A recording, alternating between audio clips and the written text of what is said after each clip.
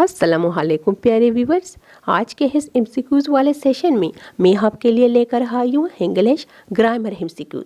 सो बिना time waste किए चलो शुरू कर देते हैं अपना आज का सेशन। क्वेश्चन नंबर 1 है, एड हली been wasting his time since 2016। So bracket में दिया गया जो सेंटेंस है वो कौन सा टेंस है। जैसे कि आप देख सकते हैं स्क्रीन पर 4 ऑप्शन आपको दिखाई दे रहे हैं। सो आप सारे देखने वालों को मैं यही कहूँगी कि आप मेरे साथ मिलकर इन क्वेश्चन के आंसर देने की कोशिश करें। एक तरह से आप ये समझ लें कि आपका टेस्ट लिया जा रहा है। सो सबसे पहले आप ये देख लें कि वर्ब किस फॉर्म में आ रहा है। जैसे कि आप देख सकते हैं वर्ब आईएनजी फॉर्म में है, तो इसका मतलब है कि आपका टेंस जो है वो कंटिन्यूस होगा। और इसके बाद हेल्पिंग वर्ब देख लें, अगर हेल्पिंग वर्ब आपका एब, एज या फिर हेड आ रहा है तो इसका मतलब है कि कंटिन्यूस के साथ आपका जो टेंस है वो परफेक्ट में भी होगा। सो इस लिहाज से आपका आंसर होगा पास्ट परफेक्ट कंटिन्यूस टेंस, यानी ऑप्शन नंबर 3। अब चलते हैं अपने क्वेश्चन नंबर 2 की तरफ। नीचे दिए गए 4 ऑप्शन में से करेक्ट सेंटेंस चुनिए जो फ्यूचर कंटिन्यूस टेंस में होना चाहिए। मैं पहले भी बता चुकी हूँ, जब भी कंटिन्यूस आपको दिखाई दे तो क्या आपके जहन में फौरन वर्ब की आईएनजी फॉर्म आनी चाहिए।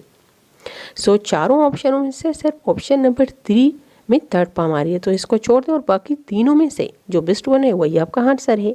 सो इस लिहाज से आपका आंसर होगा दे विल बी प्लेइंग हामेज, यानी ऑप्शन नंबर 1। अच्छा, क्वेश्चन नंबर 3 है। क्वेश्चन नंबर 3 में आपसे पूछा जा रहा है कि ब्रैकेट के अंदर दिया गया जो सेंटेंस है वो एक्टिव वॉइस है। आपने चारों ऑप्शनों में से इसका सही पैसिव वॉइस चुनना है। इस क्वेश्चन का आंसर देने से पहले मैं आपको बताती चलूँ कि अगर आपके सारे टेंसेस क्लियर हैं तो आपके लिए एक्टिव और पैसिव वॉइस जुमले बहुत ही आसान होने वाले हैं।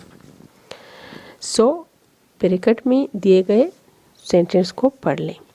Someone is following us. सबसे पहले आप ये देख लें कि सेंटेंस के अंदर अगर वर्ब की आईएनजी फॉर्म आ रही हो तो इसके पैसिव में ज़रूर बीइंग होना चाहिए। सो चारों ऑप्शन के अंदर सिर्फ 2 ऑप्शन ऐसे हैं जिनके अंदर बीइंग आपको दिखाई दे रहा होगा। सो आपके टाइम को बचाते हुए आपके आंसर की तरफ चलते हैं। आपका आंसर होगा we were being followed by someone, यानी ऑप्शन नंबर बी। अच्छा, अब चलते हैं अपने चौथे क्वेश्चन की तरफ। नीचे दिए गए 4 ऑप्शन के अंदर पार्ट्स ऑफ स्पीच दिए गए हैं। आपने ब्रैकेट में मौजूद ब्यूटीफुल वर्ड को जाना है कि ब्यूटीफुल वर्ड वर्ब है, एडवर्ब है, एडजेक्टिव है या फिर नाउन है। सो दिया गया सेंटेंस कुछ इस तरह है, this is a beautiful car. इस सेंटेंस के अंदर कार को मॉडिफाई किया जा रहा है। कार एक नाउन है। बस जिस सेंटेंस के अंदर किसी नाउन की खुसूसियत बयान की जाती हो वो एडजेक्टिव कहलाता है।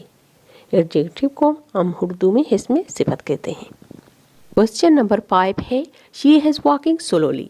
इस सेंटेंस में आपने सिर्फ ये देखना है कि किस चीज़ के बारे में आपको और ज़्यादा बताया जा रहा है। सो वॉकिंग एक वर्ब है। सो जिस सेंटेंस के अंदर वर्ब के बारे में और ज़्यादा बताया जाए वो एडवर्ब कहलाता है। सो हमें मालूम हुआ कि इसका आंसर होगा एडवर्ब, यानी ऑप्शन नंबर बी। सो यहाँ आपको बताती चलूँ कि टोटल पार्ट्स ऑफ स्पीच 8 होते हैं। Noun, pronoun, adjective, verb, adverb, preposition, conjunction and interjection. So अब हाथ चलते हैं अपने क्वेश्चन नंबर 6 की तरफ। ब्रैकेट में दिए गए कुछ अल्फाज हैं, आपने सिर्फ ये जानना है कि इन सब का ताल्लुक नाउन की कौन सी किस्म में आता है।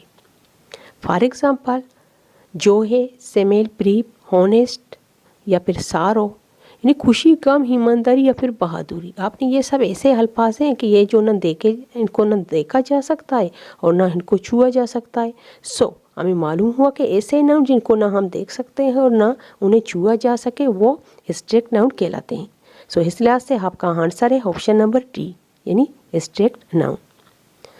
अच्छा, अब चलते हैं अपने क्वेश्चन नंबर 7 की तरफ। नीचे दिए गए ब्रैकेट के अंदर जो अल्फाज हैं वो नाउन की कौन सी किस्म में यूज़ होते हैं। For example, police, army, class, party. चलो ऑप्शन देख लेते हैं। ऑप्शन नंबर है abstract noun, option number B है कलेक्टिव नाउन, ऑप्शन नंबर 3 है material noun and option number D है प्रॉपर नाउन। सो आपका आंसर है ऑप्शन नंबर बी, यानी कलेक्टिव नाउन। क्वेश्चन नंबर 8 देख लेते हैं। ब्रैकेट में दिया गया जो सेंटेंस है वो एक पैसिव वॉइस है। आपने करेक्ट हेल्पिंग वर्ब की मदद से फिल इन द ब्लैंक्स को पुर करना होगा। A letter will dash written by Sara. चलो ऑप्शन देख लेते हैं, have been, has been, were been या फिर वाज बीन। सो आपका पैसिव वॉइस फ्यूचर टेंस में है, तो वाज और वर तो पास्ट में यूज़ होते हैं। सो इस लिहाज से आपका आंसर होगा ऑप्शन नंबर है, यानी हैव बीन।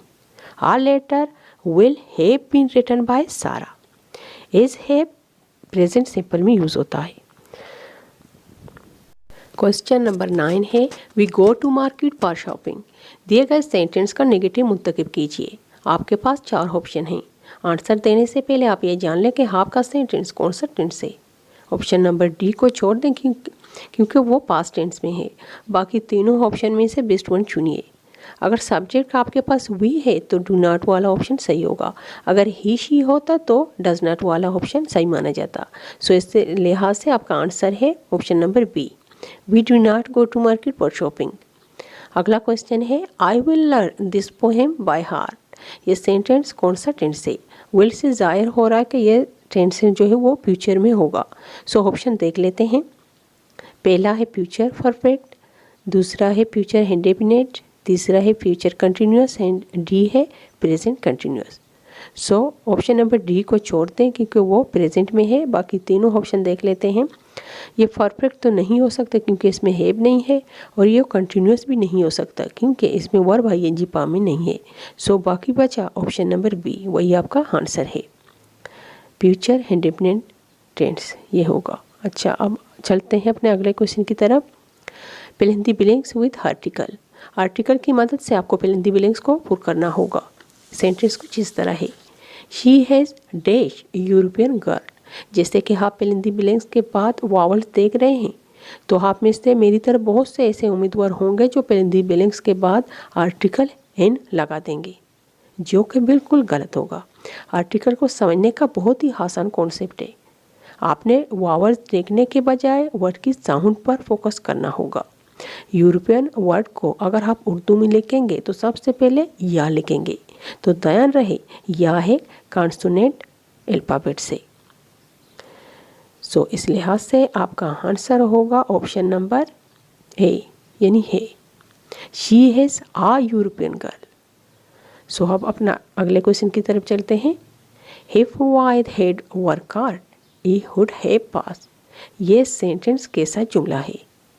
सो आपका आंसर होगा ऑप्शन नंबर है, यानी ये कंडीशनल सेंटेंस है। अगला question, Mir has the strongest boy of the class. इस सेंटेंस के अंदर स्ट्रॉन्गेस्ट वर्ड क्या है? पॉजिटिव डिग्री है, कंपैरेटिव डिग्री है, सुपरलेटिव डिग्री है या नन ऑफ देम। अगर ये खाली स्ट्रॉन्ग होता तो पॉजिटिव होता, अगर ये स्ट्रॉन्गर होता तो ये कंपैरेटिव होता। चूँकि ये स्ट्रॉन्गेस्ट है तो इस लिहाज से इसका आपका आंसर होगा option number C, superlative degree. How many kinds of conditional sentence? 2, 3, 4, 5 and 7। So आपका आंसर है 4। There are 4 kinds of conditional sentence. उनके नाम ये हैं, 0 conditional, first conditional, second conditional and last है थर्ड कंडीशनल। सो आज के वीडियो को ख़त्म करने से पहले आप गाइस को ये बता दूं कि अगर आपको होल्ड पेपर एमसीक्यूज चाहिए जो कि CTHP या फिर NTS या फिर गवर्नमेंट की जानिब से लिए गए हों, जो पास्ट एमसीक्यूज हों, वो सब आपको उर्दू और इंग्लिश में मेरे इसी चैनल के प्ले लिस्ट में मिल जाएंगे। इंग्लिश ग्रामर इंग्लिश ग्रामर में ऐसे बहुत सारे चैप्टर हैं जो आज कवर नहीं हो पाए। सो इस तरह वीडियो बहुत ज़्यादा लंबी हो जाएगी और आप जल्द होता जाएंगे, और ये मैं बिल्कुल नहीं चाहूँगी कि आप बेजार हो जाएं। सो जाते जाते बलोच MD इंस्टीट्यूट को सब्सक्राइब करके जाइए। खुदा हाफिज़।